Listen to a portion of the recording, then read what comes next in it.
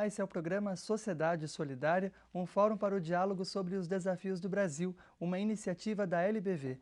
Na edição de hoje, nós falamos sobre a saúde das crianças e adolescentes de comunidades em situação de risco social. As comunidades de baixa renda, muitas vezes localizadas nos chamados rincões do país, onde o acesso a serviços de saúde, de educação é muito mais difícil. Quem fala com a gente sobre este tema e sobre como garantir apoio a essas crianças e jovens, especialmente no campo da saúde e da segurança alimentar, é Joyce Capelli. Ela é presidente da INMED do Brasil e vice-presidente da INMED Internacional. Vai compartilhar com a gente a experiência dessa entidade e também trazer aí boas práticas dentro desse assunto que é tão desafiador e mexe tanto com a gente, né? Falar sobre a saúde das nossas crianças e jovens. Seja sempre muito bem-vinda, agradecemos Obrigada. em nome da LBV. Eu que agradeço o convite. Bom, para começar, eu queria que você contasse um pouco, então, da realidade nas cidades em que a INMED está presente aqui no Brasil, das crianças e adolescentes que moram justamente nessas comunidades onde esse acesso ele é mais precário. Certo. Então, a INMED é uma organização que trabalha há 20 anos no Brasil. E nós estamos no Brasil todo, Norte, Nordeste, Centro-Oeste, Sul, Sudeste. Então, existe uma diferença muito grande, né, desses estados, de municípios. Então, a gente está em municípios pequenos e grandes. Então, existe um problema ainda no Brasil, que é o problema de falta de uma infraestrutura básica. Então, se você vai para Norte, Nordeste, principalmente municípios de interiores, zonas rurais, você ainda tem uma precariedade muito grande de saneamento básico e água de boa qualidade. Uma infraestrutura em construção, hein? Exato. Investiu-se muito nesses últimos anos no tratamento de água, mas pouco na infraestrutura sanitária, né? Então, o que isso resulta? Resulta em crianças que ainda têm problemas de verminose. Essa verminose impacta no crescimento da criança. Então, ela está crescendo, ela está se desenvolvendo e se ela está com verminose, ela está com um parasita ali competindo por aquilo que ela come, que nem sempre é o ideal e no montante que ela deveria estar comendo. Então, você tem crianças que podem estar desnutridas, subnutridas e ainda com parasitas. Então, o nosso trabalho é de olhar para essas comunidades, fazer um diagnóstico dessas crianças. Esse diagnóstico é feito através de exames de fezes, altura e peso para ver o estado nutricional, exames de sangue para ver se a criança está anêmica e com esse diagnóstico inicial a gente desenvolve todo um trabalho com aquele município verificando quais são as ações que podem ser realizadas para melhorar essa situação em curto prazo, em médio prazo e em longo prazo.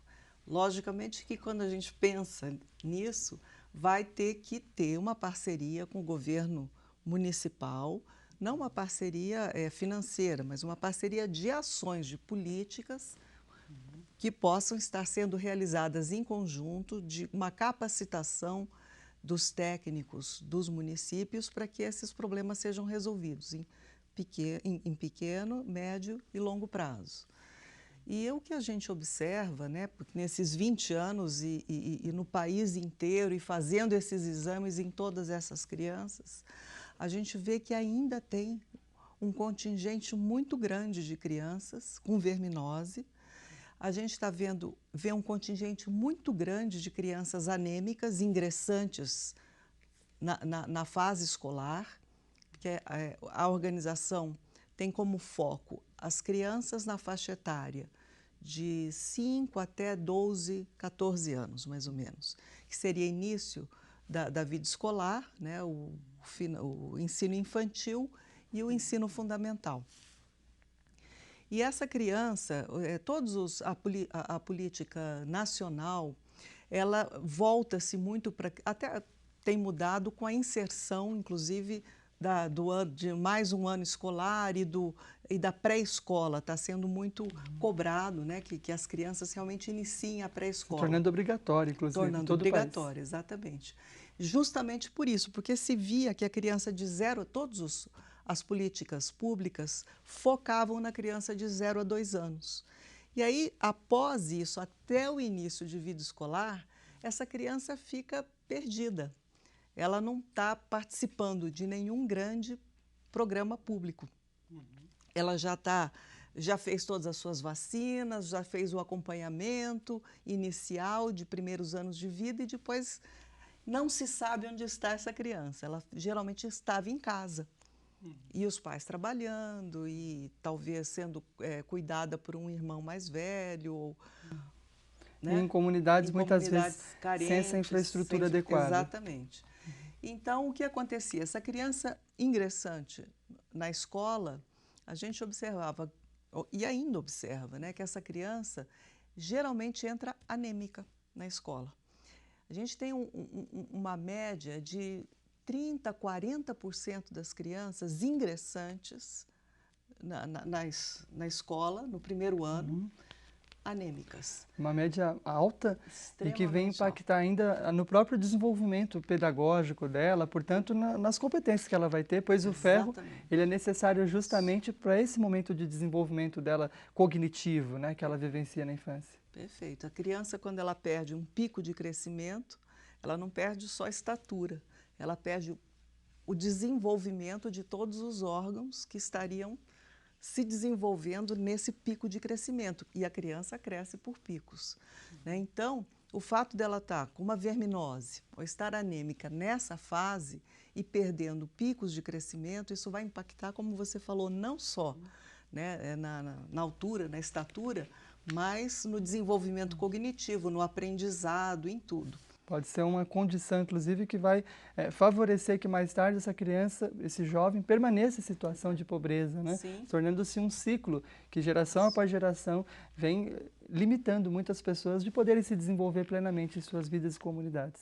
Exatamente. Então, eu acho que o nosso trabalho tem sido muito nesse sentido, de fazer esse diagnóstico, aí junto com